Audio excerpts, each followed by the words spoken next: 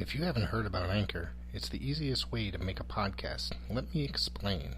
It's free. There's creation tools that allow you to record and edit your podcast right from your phone or computer. Anchor will distribute your podcast for you so it can be heard in Spotify, Apple Podcast, and many more. You can make money from your podcast with no minimum listenership. It's everything you need to make a podcast in one place. Hello, this is from Arthurhausen. This is for Rick Del Santohausen. Oh, that's quite nice. Yes, a.k.a. The Professor, the host of PWZ podcast. Hello, how do you do? Love Bruce Springsteen. Yes, he does guitar work or something.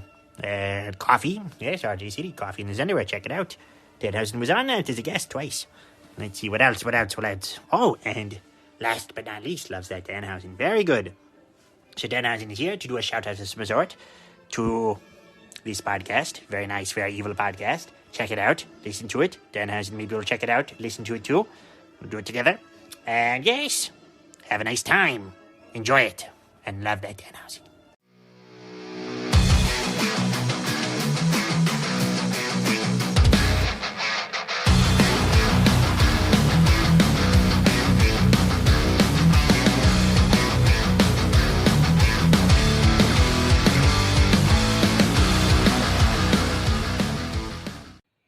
What's going on, everybody? I hope everybody's doing well out there.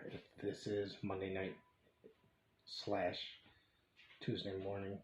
Lots of great action. I was supposed to be covering the Paradise Alley show from this past weekend with the gentleman from the Top Rope Report, but they had to cancel last minute arrangement. Apparently, I just forget that Monday night is a very important wrestling night. This is what happens when you're not involved in the product, or invested, I should say, as a lot of other people are. A lot of people love that stuff, but for me, Monday Night Wrestling is just, it's okay. It's not bad. It's just not my thing. I did watch it, at least the first 90 minutes, and, first 12 of it drove me fucking crazy, all right? You had a promo with the Hurt Business, and they broke up, and I didn't necessarily think that was something that should have happened, really. I thought that they had a long life ahead of them because they were just one of the best things that were going in World Wrestling Entertainment. However, you did get a good match between Bobby Lashley and Shelton Benjamin later on. One of the other things that just drove me crazy and made me want to shut the damn thing off was Matt Riddle in that goddamn scooter. Okay? Walking around like a stoner, like a dumbass stoner, talking about, what is he talking about? Fried shrimp and mac and cheese and all sorts of weird stuff. WWE taking someone that could be a big star for them, that could have a lot of potential, and a gentleman that I've seen put on some really good matches, and just embarrassing him like this with stupid gimmicks and stupid dialogue. One of the things that really drove me crazy is like he came out down the ramp on his freaking scooter to face Sheamus. One of the things that I'm finding annoying about Matt Riddle is that I really wanted Sheamus to hurt him because I'm watching this. I'm so annoyed with him. And it's not his fault. It's literally Vince's fault, or the creative's fault, I should say. It's just so damn annoying to listen to watch, to see him act like an asshole. He's like that stoner kid that you're a grown adult. Y'all moved on from doing that stupid stuff and acting like a dumbass, like a surfer, stoner, whatever the fuck. And God, it's embarrassing to watch. It really is. And this is WWE creative. Who's coming up with this stuff? This bro gimmick is just ridiculous. Now, the other thing that really irritated me, I don't know if this has happened before because, like I said, I don't watch enough Monday Night Wrestling to realize what's going on. He rides the damn scooter down to the ring. That there, I was just, oh God, I want Sheamus to kick this guy's ass. I can't handle it. He always goes into the ring, jumps over the ropes, and then kicks his leg up in the air to have his little flip-flops or slides, whatever you call them, up into the air. Now he's got pyro when he does it. But not only does he have pyro, are you ready for this? There's birds flying like it's Mary Poppins or something like that. Imaginary birds, and he reacted to it like he saw them. What the hell is going on here? And I mean serious, what the hell is going on here? I could not believe it. It was just, my God. Now, him and Sheamus put on a pretty decent match. I was really rooting for Sheamus because I was just annoyed with Matt Riddle to death. I know I've said it a million times. Well, my guess is that they're going to be meeting at WrestleMania. So, if that's the case, why are they having them on Monday Night Raw? A free match on Monday Night Raw. I mean, maybe because the feud's not solved. That's why they're having them on Monday Night Raw. But it just, it could have been so much better. It really could have.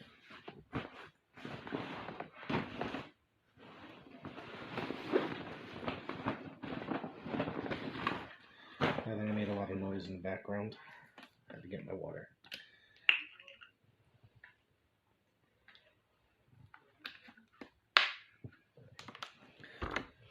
All the other things going on. Peacock. I know we discussed this last night, me and Will. Censoring everything that they're censoring. There's also a lot. How much do you think is going to get censored? I want to know. People.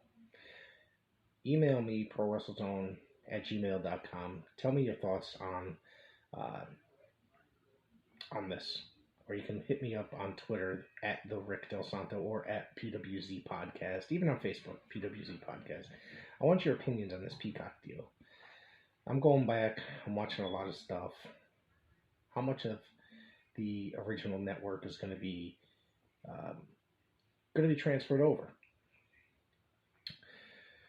There's a lot that's probably going to be gone from the original network or from the archives of WWE archives, and that's including things from Mid-South, World Class,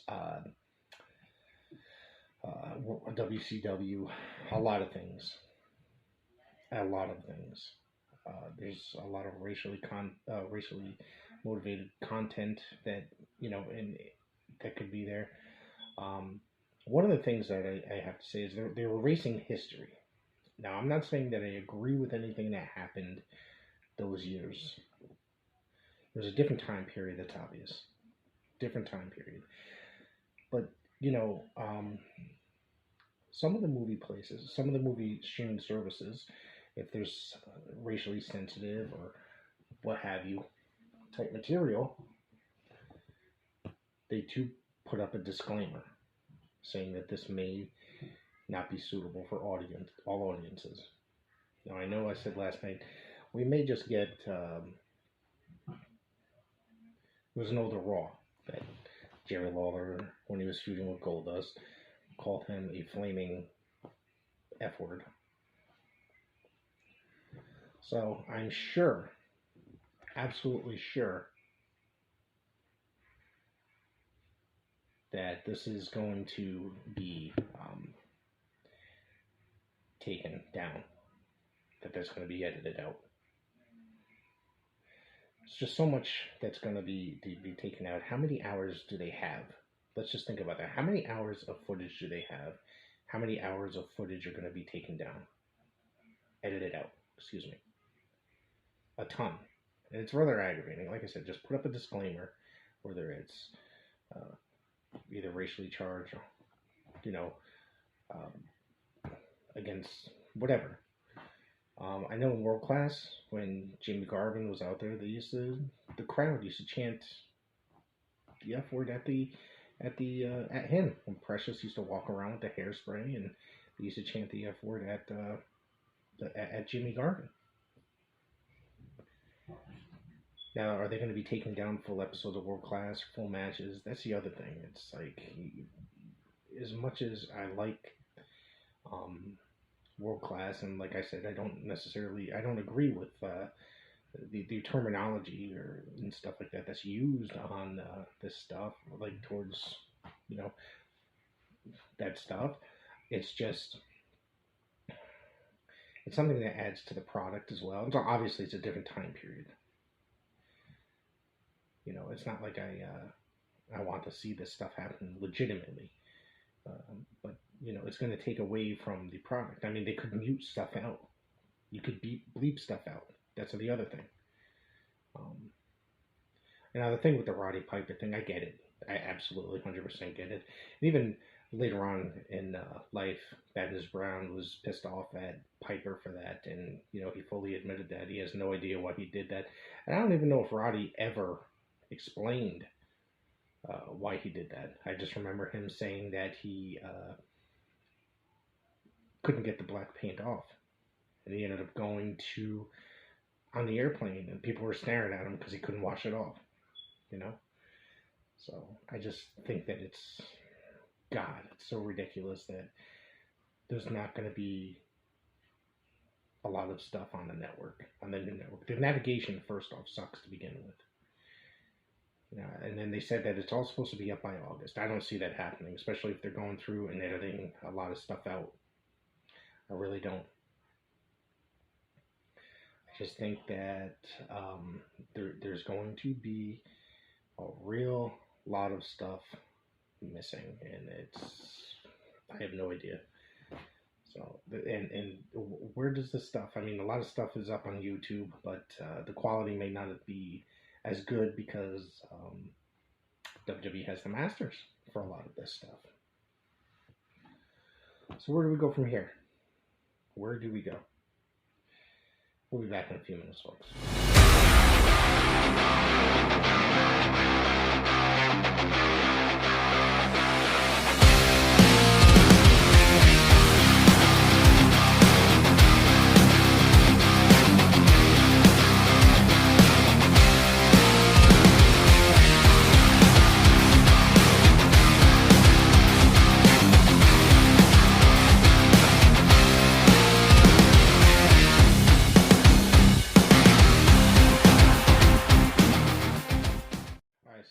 Weekend, I got to attend a Paradise Alley show in New Haven, Connecticut, or East Haven, excuse me.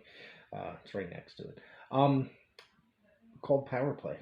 Paradise Alley is the promotion that I go to on a regular basis prior to quarantine and the pandemic and all that other garbage. I've probably attended more Paradise Alley shows than I've ever attended WWE or WWF or WCW or any other professional wrestling company.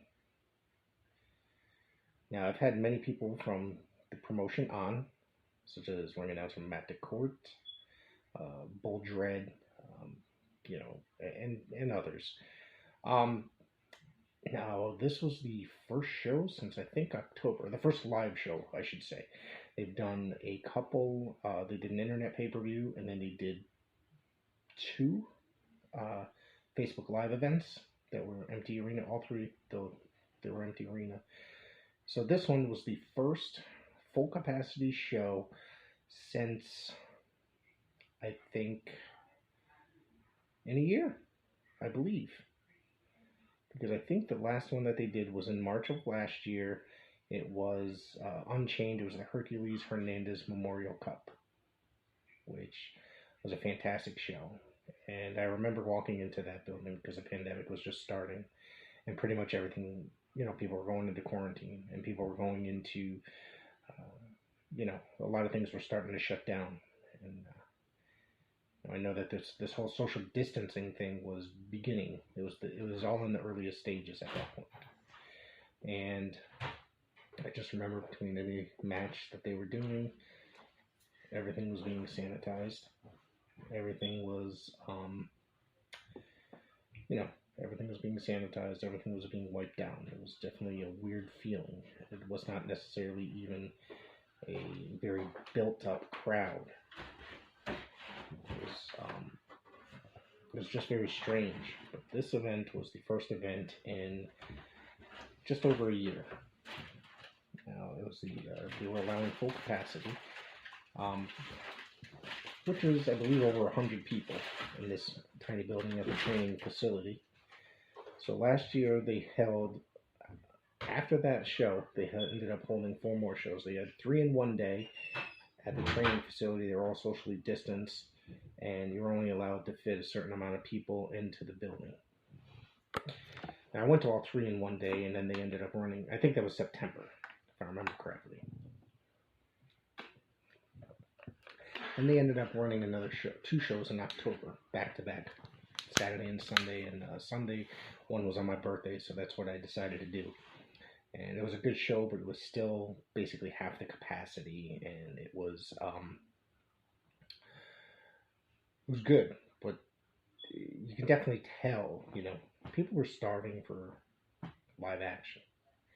So this event was the first event in over a year that was absolutely full capacity. I'm going to tell you, man, this was a great show. There were lots of, the crowd was hot. The crowd was absolutely on fire. You could definitely tell the wrestlers were having fun. They were putting their all into it. And you can tell I was talking to Dredd. Talking to Matthias, the world champion, after the show, and you can tell them, and they basically said that they missed this, and they were definitely all about it and having a lot of fun doing it. So I'm excited to hear that. I think that's amazing to hear. The crowd was probably one of the most electric. They were starving to get out to a live show, do something, because they've been locked inside the houses for a year. No live action. They couldn't go to the parks, couldn't go to wrestling concerts. They couldn't go to coffee shops and just sit down and have a cup of coffee. You can barely eat in restaurants. You had to stay 6 feet away from everybody. So I'm really happy that this event happened. I bought my tickets probably about 4 days beforehand because there was a warning that they were at a really low ticket thing, and so I grabbed it. I went down there, and now mind you, I got there about an hour before it started. Well, maybe 45 minutes before it started. Now mind you, I would usually get there about a half hour to 20 minutes prior sometimes, and I would just be able to get, with my ticket, just walk in and find a seat. On a regular basis, this is. There was a line, and I've never seen a line going into this facility that was so long. I was like, what the hell is going on? And mind you, we're still about a half an hour to 20 minutes away from bell time. It was unbelievable. Everybody looked happy. Everybody looked like they were ready to jump on, get in that building, and enjoy some professional wrestling. I got in there finally after waiting in line. Now, mind you, there was still people behind me. When I walked in, I could not find a seat. It was pretty freaking amazing, to see. I ended up grabbing a seat right in the corner and watching the action, and it was a lot of fun. One of the things that I got to see a lot of people I hadn't seen. Ref Bill, Matt DeCourt, my friend Lewis and his son, Sign Kid, Big Jim Anderson, and Mario Mancini, and it was just a lot of fun to talk to people and see people, say how are you, and talk wrestling or talk life. I see these guys probably 2 times a month on a regular basis, maybe 3, when they're running shows regularly. So it was just something else. It really was something else. It was something to behold. And I put all I filmed a lot of it on my phone. A lot of it is up on the YouTube channel now, so if you can, go check it out. You can definitely hear the crowd is hot. The crowd is just awesome. I was so excited to hear this. And now they rearranged a lot of the inside of the building. The new setup is all amazing. It's ready for a live crowd. You know what I mean? And it's just set up for a different take on it. The wrestlers have a different place to go change and do all their stuff. It's just awesome. Excuse me. So, anyways, I'm gonna run down the matches real quick and talk about them, and then see what's going on, and then announce some of the other shows that they have coming up. Because I highly recommend that if you're in the New Haven area of Connecticut, even Massachusetts, New York, and within a normal driving distance, come check it out. Tickets are $10 for the next show. The one after that, it's $15 because I believe it's a bigger show. And that one's going to be awesome. Some of the matches for that one have already been announced, which I will discuss here today. I'm going to go over some of the matches from last night. I'm not going to really remember a lot of the details, or 2 nights ago, excuse me. So in the first match, Ichiban making his Paradise Alley debut. I believe he is a test of strength wrestler, athlete, competitor. This is the first time that I've got to experience Ichiban, and he was taking up Fox Vineyard, who I have seen before. I saw him I think in the September show, he came in and made his Paradise Alley debut. This was a lot of fun. He's a big dude.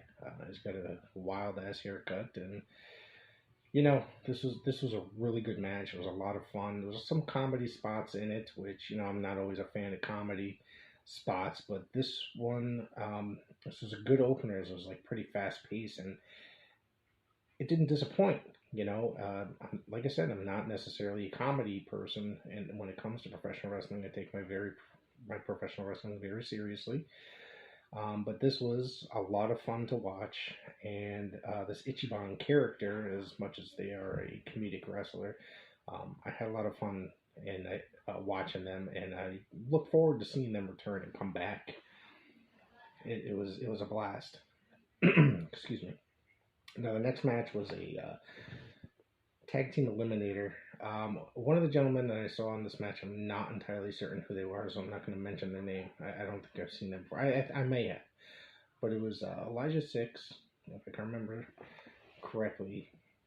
Let me go to the page. Elijah Six won a 6-man elimination match. The teams were The Haven, Kylon, King, and oh boy, this one's a good one. I'm trying to remember this one. I tried to write it down, but I couldn't. And this was a good match. The tag team eliminator, Elijah Six is another one. I think he's a test of strength student. I'm not sure. He makes a lot of Paradise Alley appearances and works a lot of test of strength shows. He is from Waterbury, Connecticut. He seems like he might have a really good future as well in the business. Personal opinion, I just think he kind of needs better gear, maybe a little gimmick change. But other than that, I think that the Firm is a really good faction, and I think that one of his partners in the Firm, Sammy Diaz, is a phenomenal athlete. I think that guy is really good. The other one here, Matthias laid out an open challenge online, and he ended up having a match against Sammy Diaz. I gotta tell you, this one's up on the YouTube channel, my YouTube channel. I highly recommend going to see this. They went about 25 minutes, and this is just a classic, pure classic professional wrestling match. Nothing insane, nothing too over the top. They just put on an amazing match. Now, on top of that, Elijah Six got involved, and he ended up they ended up beating down Matthias, and all of a sudden, who the hell comes out? You hear music. Richard Holiday comes out. He makes his Paradise Alley return. That's right. MLW's Richard Holiday returns and makes a save. And now at the next show, him and Matthias are going to be taking on Elijah Six and Sammy Diaz. That's going to be a really good match, and I think a lot of those 3 characters right there, those 3 guys right there, those 3 athletes are going to get the rub from working with Richard Holiday, who's just, in my opinion, is one of the best young stars today. I think he is going to be, he's in MLW, which is probably one of the top 5 or 6 companies in the United States right now. excuse me, and he's former MLW Tag Team Champion and MLW Caribbean Champion. I think that guy, I know he just re-signed, I think last year to MLW to extend his contract or for like another year or something. I could see him definitely going to AEW or WWE and becoming a gigantic star in that company. Now, when I the first time I saw him, I said, this kid's got WWE written all over him. That look, that look. You know what I'm talking about, people. WWE has a certain look that they look for when it comes to professional wrestlers, and I believe that Holiday has that. So down the road, I believe that he's going to go, that he very well could go there and become a big star because he looks like he has that WWE look. Then after the intermission, came back, and there was another tag team eliminator match. Waves and Curls teams up with my buddy Bull Dread and Bloodsaw, and to take on Collusion and the Pyramids of Power in a tag team eliminator match. Now, the Pyramids of Power ended up losing the match altogether, and what was the guy's name from Waves and Curls? Was it Jalen, not the shorter one. He ended up winning the match over the other guy from Pyramids of Power. I'm trying to remember his work name. Ding Ding. Thank you. So he ended up defeating him, and mind you, the Collusion went out to Pyramids of Power, and they told them basically they were useless. They couldn't trust them. They lost the match for them, etc., etc. And they told them they're useless. Get out of here. And as they turned their back and to leave the ring, Collusion, Maxim Morozov, and Zafar Al-Rahihi attacked them and really went sick on them. Mind you, the opponents, Waves and Curls, Bull Dread, and Bloodsaw all made the save. Now it's going to be, this was just, I thought that this was insanely good. This was really good. I was really surprised at this. Now the main event for the Alley Fights Championship was Dustin Flash Waller defending against Chris Battle. Now, if you were watching the last show, they did a Facebook Live event. That one might have been a live crowd. I don't remember exactly, but I know Chris Battle and Waller had a really good matchup for that belt. And Waller came out victorious, and these guys have been friends for quite some time, and Chris Battle just turned around and speared Waller and attacked him after the match, after losing to Flash. So mind you, if you saw Behind the Bell, hosted by Matt DeCourt and ref Bill Thompson, basically Flash Waller said he was coming after Chris Battle, and he's defending that title, which was last night. They ended up wrestling last night, this past Saturday. So, Chris Battle, there was a spot in the match where they kept going at it like it was just deadly fight. So, they ended up seriously getting into it, and the ref had to pull them apart many, many times. And then it turned into the ref arguing with Flash Waller, and as soon as Waller turned around, Battle was coming in for a spear. Flash moved, knocked out Ref Bill. Ref Bill, sorry man, you got it real good in the gut. So mind you, the couple of people that were laying around ringside, which I believe were Paradise Alley students, they were, helping out, came and were checking on him, make sure he was okay. And as you might have expected, one of the young lady that was there gave Flash Waller a nut shot, and then they ended up attacking him. And needless to say, Chris Battle, once Ref Bill was revived, Chris Battle pinned Flash, and then a bunch of these guys came up, and they laid out guys like Kylon King, Flash Waller, anybody, and the guys that came out to try to help out the hell's the other guy's name? Zachariah Gibbs. So this was now there's this new faction of young students with Chris Battle. They're called the Lions. And this was some serious shit. I thought that this was very well done. Thought this was insane. Um, I was basically, I'm not that I was sitting, I was standing, but I was on the edge of my seat basically. A lot of this stuff is you can go on to Paradise Alley's Facebook page. You can go onto my YouTube channel and watch it. It's all up there. Uh, I'd love to see it. It's a lot of great stuff up there. Um, and this show, I'm telling you, this put such a perfect cap on the end of the night. At the end of the night, it really did. Yeah, I was just like, holy shit! That I didn't see that coming with the young lady hitting Waller in the nuts and all this other stuff going on. It just there was just so much great stuff that happened. It was tremendous. It really was. And if anybody has a chance, I said highly recommend going to watch this show on Facebook Live or their Facebook page. It's broken down into two parts because of the intermission. So I highly, if you have that opportunity to go watch the show, you're gonna like it. I really think you're gonna like it. If you like independent wrestling, I'm a huge indie fan when it comes to this stuff, and I think that this is definitely probably one of the best Paradise Alley shows that I've gone to. It really has. It really was. And I got a lot of chance to see a lot of people that I hadn't seen in a long time. The matches were phenomenal. The crowd was awesome. I wasn't scared of getting COVID. Like everybody's freaking out over that stuff. So I basically say thank you, Paradise Alley, for putting on such a great show. I know this isn't one of the greatest review, as it was supposed to be a little bit better and more entertaining, I guess, should be the term. But I appreciate you guys for tuning in. Go check me out on all forms of social media. Twitter at the Rick Del Santo or at the PWZ podcast.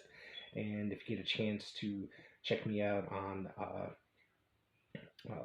Facebook, it's PWZ Podcast, as well as Instagram, PWZ Podcast.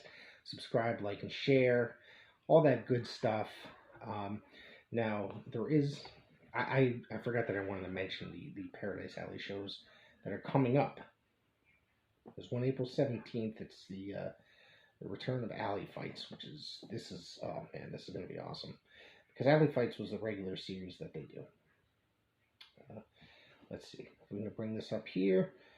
It is April 17th. Yep, that's going to be a Saturday. Let's see if this is, I know there was definitely some stuff listed. Excuse me.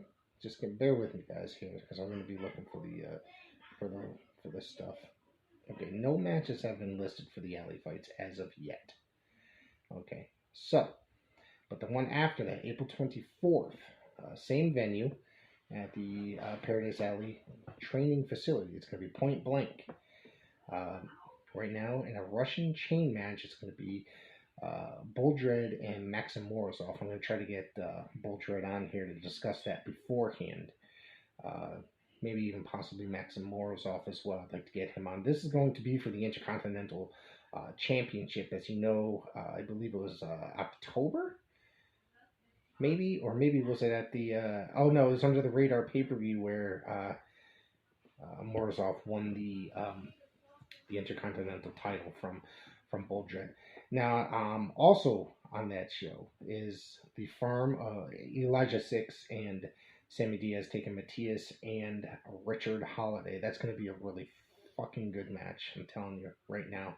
That's just going to be an awesome match. So far, those are the only two matches that are announced for Point Blank. Nothing announced for Alley Fights as of yet on the 17th. But however, the 17th, tickets are $10. And for the 24th, which is Point Blank, tickets are $15.